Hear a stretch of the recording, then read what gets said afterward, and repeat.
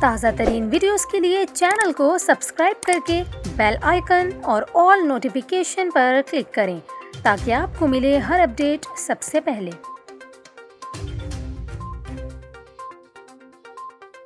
اور یہاں پر آپ کو خبر دیں، سندھ حکومت کی جانب سے سستی ترین سفری سہولت کے نام سے شروع کی جانے والی پیپلز بس سروس مہنگی ترین بن گئی۔ شہریوں نے سندھ حکومت کی پیپلز بس سروس کو مہنگی ترین قرار دے کر سفر کرنا چھوڑ دیا۔ سندھ حکومت کی جانب سے پنجاب طرز پر حیدرآباد میں سستی سفری سہولت کے نام پر 19 نومبر کو پیپلز بس سروس کا آغاز کیا گیا تھا، جو 2 ہفتوں بعد ہی شہریوں کی تنقید کی زد میں ہے۔ شہریوں نے نشاندہی کی ہے کہ سندھ حکومت کی جانب سے سستی سفری سہولت کے نام سے شروع کی جانے والی پیپلز بس سروس شہر میں چلنے والی دیگر ٹرانسپورٹ سے مہنگی ترین سفری سہولت ہے۔ پیپلز بس سروس انتظامیہ کی جانب سے 1 کلومیٹر تک سفر کرنے والے مسافروں سے بھی 50 روپے وصول کیے جا رہے ہیں، جبکہ اس سے زیادہ کلومیٹر سفر پر دیگر نجی ٹرانسپورٹرز جس میں بس، سوزوکی آٹو رکشا، چنچی 4 سیٹر سمیت گاڑیوں کا کرایہ نسبتاً کم ہے۔ شہریوں نے سوشل میڈیا پر سندھ حکومت کی مذکورہ پیپلز بس سروس کو مہنگی ترین قرار دے کر تنقید کرتے ہوئے کہا کہ